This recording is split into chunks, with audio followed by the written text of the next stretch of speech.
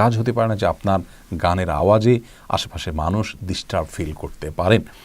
তো প্রথমত বাদ্যযন্ত্রের ব্যবহার এবং এই জাতীয় গানের আয়োজনকে আল্লাহ আমাদের জন্য অনুমোদন দেননি।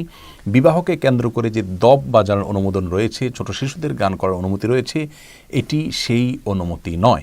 অর্থাৎ এই ব্যান্ড পার্টি করা এবং বড়রা নাচানাচি করা এবং সেখানে আপনার নানা রকমের মিউজিক্যাল ইনস্ট্রুমেন্ট ব্যবহার করা, এটি ইসলাম শরীয়তের দৃষ্টিকোণ থেকে কোনো অবস্থাতে জায়েজ নয়। সেই সাথে আপনার নারী পুরুষের যে অবাধ মেলামেশার বিষয়টি রয়েছে সেটি তো আছেই।